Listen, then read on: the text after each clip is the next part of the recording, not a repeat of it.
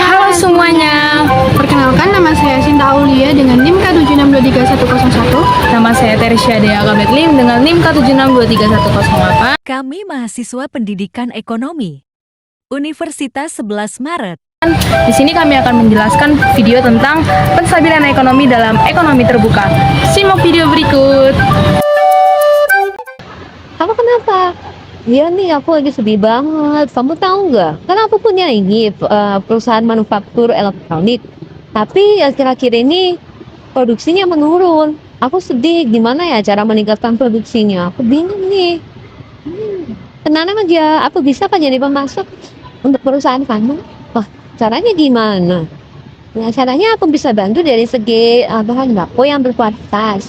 Nah, dari luar negeri dengan harga yang terjangkau dan bisa mempromosikan perusahaan kamu ke pasar global. Wah, ide bagus nih. Aku mau bekerja sama perusahaan kamu.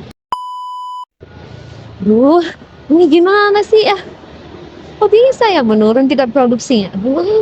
Gimana caranya? Kenapa? Ini nih aku lagi pusing banget. Masa salah satu pemasok di perusahaanku tuh memperlakukan tarif tinggi.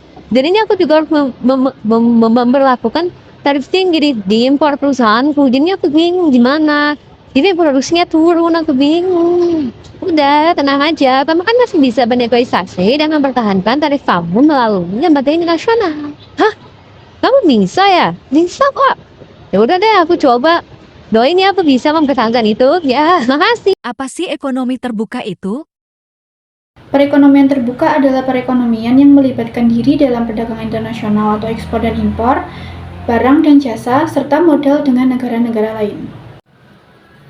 Di dalam perekonomian terbuka terdapat 4 sektor, yaitu sektor rumah tangga, sektor perusahaan, sektor pemerintah, dan yang terakhir adalah sektor luar negeri. Dalam sistem perekonomian terbuka terdapat 4 sirkulasi aliran pendapatan, yaitu yang pertama, ekspor, impor, dan pengeluaran agregat, yang kedua, sirkulasi aliran pendapatan, yang ketiga, komponen pengeluaran agregat, yang terakhir yaitu penentu ekspor dan impor. Nah, di dalam perekonomian terbuka ini terdapat juga faktor-faktor yang mempengaruhi ekspor dan impor. Yang pertama adalah faktor-faktor yang menentukan ekspor, yaitu ada barang yang diperlukan oleh negara, yang kedua adalah kemampuan dari suatu negara untuk mengeluarkan barang-barang yang dapat bersaing dalam pasar luar negeri. Yang kedua adalah faktor yang menentukan impor, yaitu ada tingkat pendapatan masyarakat, yang dimana semakin tinggi pendapatan, semakin banyak pula impor yang akan dilakukan. Dalam perekonomian terdapat ekonomi tertutup dan terbuka. Di sini kita akan membahas tentang keseimbangan dalam ekonomi terbuka melalui pendekatan pengeluaran agregat dan penawaran agregat.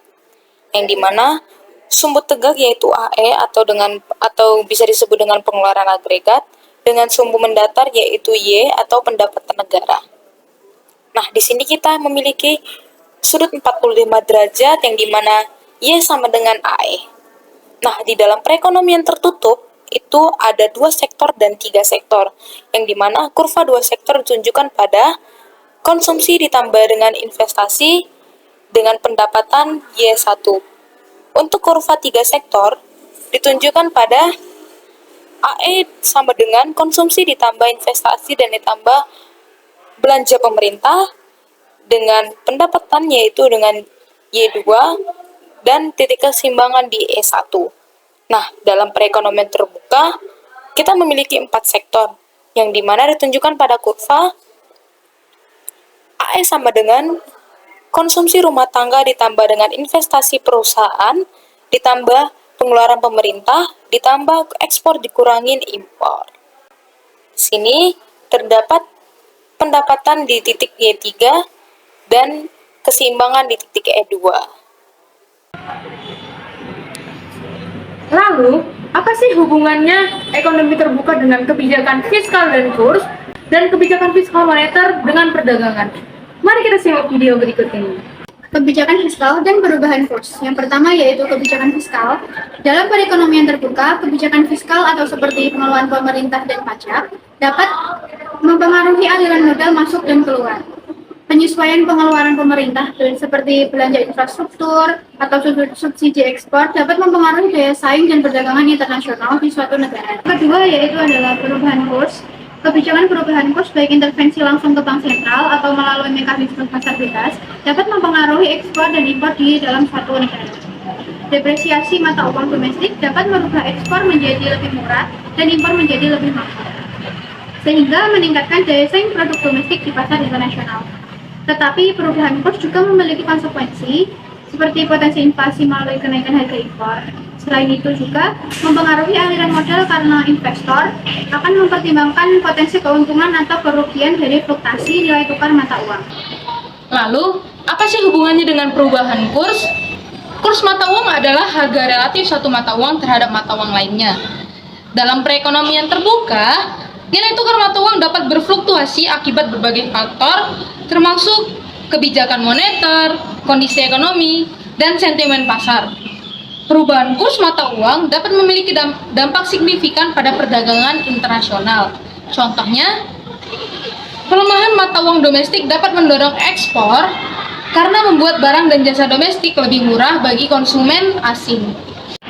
Yang selanjutnya yaitu kebijakan fiskal moneter dan perdagangan. Dalam perekonomian terbuka, kebijakan moneter juga memiliki implikasi terhadap nilai tukar atau exchange rate. Kebijakan menaikkan atau menurunkan Bank Indonesia rate dapat mempengaruhi pada nilai tukar serta dapat mempengaruhi inflasi dan pertumbuhan ekonomi. Dalam perekonomian terbuka, kebijakan fiskal dan moneter dapat berdampak pada kenaikan harga atau inflasi dan mengurangi daya saing.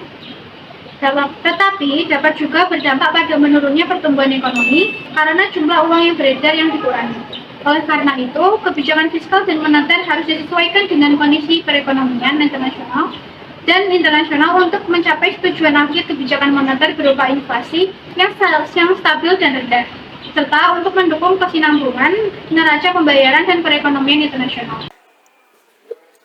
Nah, di sini kita akan membahas contoh dari penstabilan dalam ekonomi terbuka melalui kebijakan moneter dengan peristiwa ketika Bank Sentral Amerika Serikat menaikkan suku bunga acuan sebesar 6,25%.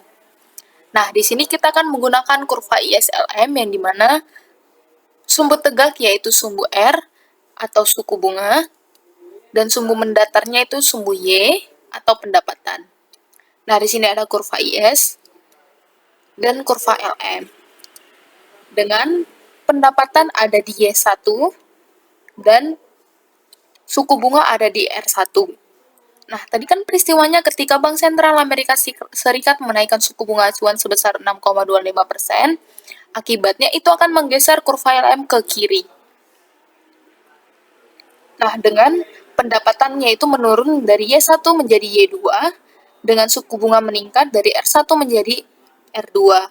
Nah, di sini kita akan menggunakan 3-step MenQ, yang dimana tadi kurva yang bergeser adalah kurva LM, bergesernya itu ke kiri, yang mengakibatkan Y1 tadi menurun menjadi Y2, dan R1 meningkat dari R1 ke R2, karena apa? Karena Bank Sentral Amerika Serikat menaikkan suku bunga, jadi dengan adanya Bank Sentral Amerika Serikat, uang di Indonesia menjadi lari ke Amerika karena memberi bunga lebih tinggi, dengan modal berpindah ke luar negeri. Selanjutnya kita akan memberikan obat untuk peristiwa tersebut, yang dimana obatnya itu melalui kebijakan moneter dengan pemerintah membeli obligasi. Nah, dampak dari obat tersebut dengan pemerintah membeli obligasi akan menggeser kurva LM itu ke kanan, dengan akibatnya pendapatannya kembali lagi meningkat menjadi Y3 dengan suku bunga menurun menjadi R3. Nah, di sini kita akan menggunakan 3-step MenQ lagi dengan yang bergeser tadi kurva LM, yaitu bergeser ke kanan, dan dampaknya itu pendapatan yang meningkat dari Y2 menjadi Y3 dengan suku bunganya menurun dari R2 ke R3 karena pemerintah membeli surat obligasi dari masyarakat sehingga pendapatan masyarakat meningkat kembali dan suku bunga menjadi turun. Nah, dari video ilustrasi tersebut, kita mengetahui bahwa hubungan dan interaksi kita dengan negara lain itu sangat penting. Dan kita juga harus bisa memberikan aksi terhadap negara lain.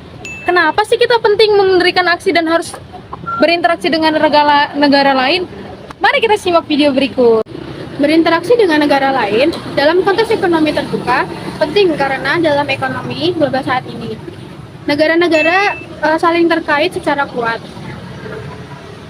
Melalui interaksi ini, kita dapat memperluas akses pasar, meningkatkan investasi, dan memperkaya sumber daya dan teknologi. Pertukaran informasi dan praktik terbaik juga ini dapat meningkatkan efisiensi ekonomi dan inovasi. Nah, kita juga penting loh memberi aksi terhadap negara lain. Kenapa sih? Memberi aksi terhadap negara lain itu sangat penting karena memberi aksi terhadap negara lain bisa diberlakukan ketika negara tersebut melakukan tindakan yang merugikan atau bertentangan dengan kepentingan ekonomi global atau keamanan internasional. Tindakan tersebut bisa berupa sanksi ekonomi, negosiasi, atau tindakan diplomatik lainnya untuk memperbaiki perilaku negara tersebut atau mendorong perubahan kebijakan yang lebih sesuai dengan norma-norma internasional.